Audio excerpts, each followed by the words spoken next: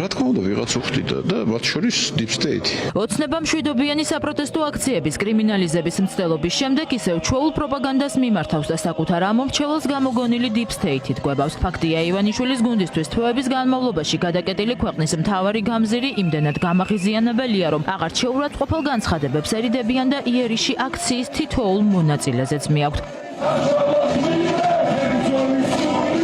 პროპაგანდას უკვე შესაბამისი პასუხი იმ მოქალაქეებისგან მოჰყვა, რომლებიც რეჟიმის სამიზნეები არაერთხელ გამხდარან და რომელთაც ჯარიმის თუ გირაოს თანხა მოქალაქეებმა შეუგროვეს. მათ შორისაა ექიმი კონსტანტინე ჩახუნაშვილიც. როდესაც დამაკავეს დეკემბერში, გირაო გადაიხადა უნივერსიტეტმა, სადაც ვასწავლი ერთ-ერთმა უნივერსიტეტმა, ხოლო მაგალითად გირაოს თანხა, როდესაც დავდეთ საჯაროდ პოსტი 20,000 ლარის აგროვებაში მოგვეხმარნენ ჩვეულებრივი მოქალაქეები. შესაბამისად, Deep State-ს რუსული ოცნება ეწევის ყველაფერს, რაც არის ქართული, რაც არის ეროვნული, რაც ეხება თანადგომას. სამოქალაქო საზოგადოებისა და პოლიტპატიმრების ოჯახის წევრებს ოცნების გუნდისთვის მხოლოდ ერთი სათქმელი აქვს. საპროტესტო აქციები აქამდე სწორედ პროევროპული ღირებულებების მქონე მოქალაქეების დახმარებით მოვიდა. მათ არა Deep State-ი, არამედ რიგითი მოქალაქეები და თანამოაზრეები ეხმარებოდნენ ჯარიმების თანხის შეგროვებაში. ოცნების მიერ დაკავებების მუქარის მიუხედავად კი აანონსებენ, რომ რუსთაველიც გადაიკეტება და საპროტესტო მუხტიც არსად გაქრება. არანაირი Deep State-ი მართლა არ არსებობს და იქ თავიანთ სხვენში მოიკითხონ, რაღაცები ელანდებათ. ფონდების დაყადაღების შემდგომ პატიმრების ოჯახის წევრებისათვის და პატიმრებისათვის რეალურად ადრეც გროვდებოდა და ახლაც გროვდება თანხები. ამჟამად უკვე ფონდების დაყადაღების შემდგომ აგროვებენ მარიზი ყობახიძის ანგარიშზე. აქედან გამომდინარე, ეს არის აგონია, ოღონდ არა იმიტომ, რომ ვინმე დავაიმედო.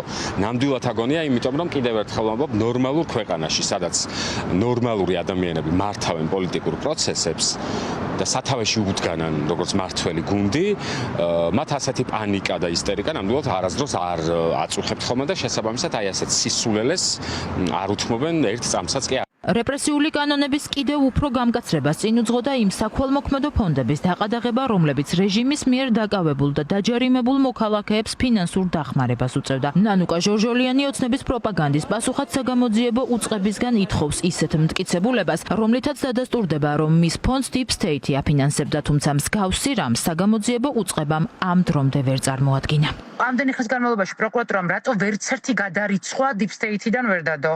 ეხლა ამას მართლა სერიოზულად მაინტერესებს ამაზე პასუხი. ანუ სად არის Deep State-ის ჩარიცხული თანხები? როცა ერთი წელია ფონდებს სწავლობენ, როცა ერთი წელია ჩემ ფონდს სწავლობენ, ანუ ერთი ჩარიცხვა მაინც ხო შეიძლება Deep State-ის მაჩვენონ, რომ აი ძმაო, ეს Deep State-მა ჩაგერიცხა. ვერცერთი ჩარიცხვა ბუნებაში ვერ იარსებებს უცხოეთიდან, თუ რა თქმა უნდა, ამაში ემიგრანტი არ იგულისხმება. პროტესტის კრიმინალიზება, რომ ოცნების მთავარი მიზანია, ამას დღევანდელი განცხადებებიც ამტკიცებს. ივანიშვილის გუნდის წევრები დღეს აქცენტს საპროტესტო აქციების დროს მოქალაქეების რაოდენობაზე აკეთებენ და პირდაპირ ამბობენ, რომ კანონების დამტკიცების შემდეგ დემონსტრანტებს გზის გადაკეტვის საშუალებას აღარ მისცემენ. აანონსებენ იმასაც, რომ დააკავებენ ყველას, ვინც შინაგან საქმეთა სამინისტროს წინააღმდეგობას გაუწევს. კანონს დააკავებენ, ყველას დააკავებენ, რა თქმა უნდა. ყველას რამდენს? როგორ გითხრა, რამდენი დააკავებენ, როგორ გითხრა, წინასწარ რა ვიცი რომ. ყველა ვინც გადაწყვეტს, რომ ჩაიდინოს რევოლუციური ქმედება, ყველა მიეცემა სისხლის სამართლებრივ პასუხისმგებლობაში. ამ კანონის შემდგომ არ გადაიკეტება რუსთაველი, ეს არის თქვენი პოზიცია. ნახე, თუ ადამიანების საკმარისი რაოდენობა იქნება, ახლავე გადაიკეტება. თუ არ იქნება საკმარისი, ვერ გადაიკეტება. ოცნების ერთპარტიულ პარლამენტში საკითხთან დაკავშირებით დღეს მომხსენებელი არჩილ გორდულაძე იყო. ოცნების წევრისგან ვიგებთ, რომ როცა შინაგან საქმეთა სამინისტრო გააკეთებს საჯარო მოწოდებას აქციის დაშლასთან დაკავშირებით, ამას თითოეული მოქალაქე უნდა დაემორჩილოს. წინააღმდეგობის გაწევის შემთხვევაში კი მშვიდობიან დემონსტრანტებს პირველ ჯერზე 60 დღემდე, მეორე შემთხვევაში კი 1 წლამდე პატიმრობა ემუქრებათ.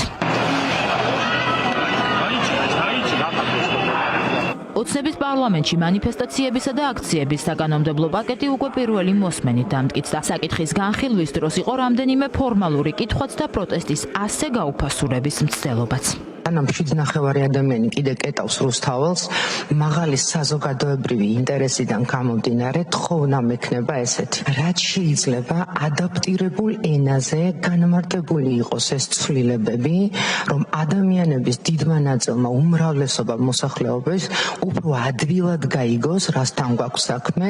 მესამე სექტორში ოცნების დრაკონულ კანონებს რეპრესიების მორიგ ტალღად აფასებენ და განმარტავენ, რომ ოცნება ზღუდავს ადამიანის ფუნდამენტურ უფლებებს. არაერთი მოწოდების მიუხედავად ბიძინა ივანიშვილის გუნდი კანონის დამტკიცებას ჩქარობს და ცვლილებებს როგორც ადმინისტრაციულ, ასევე სისხლის სამართლის კოდექსში ერთპარტიული პარლამენტი ხვალ სამივე მოსმენით დაამტკიცებს.